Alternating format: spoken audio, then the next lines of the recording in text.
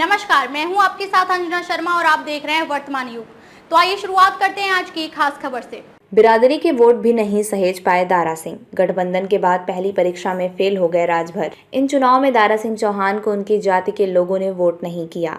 अवसरवादी और बाहरी होने का मुद्दा बड़ा बन गया। वहीं राजभर गठबंधन के बाद हुए पहली परीक्षा में फेल हो गए।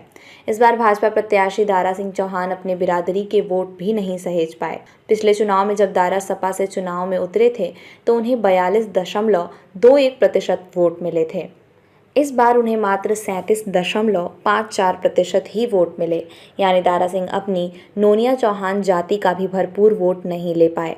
घोसी विधानसभा क्षेत्र में करीब 55,000 नोनिया चौहान मतदाता हैं, लेकिन दारा को इसका फायदा नहीं मिला। अहम बात यह है कि पिछले चुनाव में भी भाजपा हारी थी और उसके प्रत्याशी विजय राजभर को भी 33.57% वोट मिले थे। इस बार भाजपा का मात्र 4% वोटर ही बढ़ पाया। उधर सपा को पिछले चुनाव में 42.21% मिला था। इस बार पार्टी उम्मीदवार सुधाकर को 57.19% मत मिले।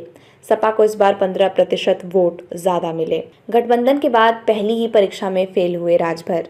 भाजपा से गठबंधन के बाद ओम प्रकाश राजभर की यह पहली परीक्षा थी, पर वे इसमें फेल हो गए।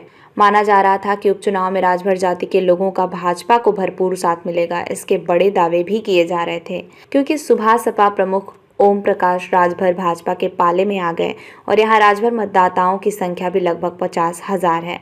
इस लिहाज से समीकरण तो बेहतर थे, लेकिन राजभर मतदाताओं का साथ दारा सिंह को नहीं मिला। यदि मिलता तो हार जीत का अंतर इतना ज़्यादा ना होता। अवसरवादी और बाहरी का मुद्दा दारा सिंह के हार की बड़ी वजह।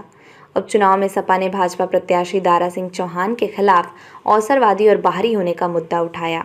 सपा ने मतदाताओं के बीच बताया कि 16 महीने पहले चुनाव जीतने के लिए दारा सिंह भाजपा छोड़कर सपा में आए थे। चुनाव जीतने के बाद अब मंत्री बनने के लिए फिर भाजपा में चले गए हैं। इतना ही नहीं, दारा सिंह के खिलाफ बाहरी होने का मुद्दा भी खूब उछाला गया।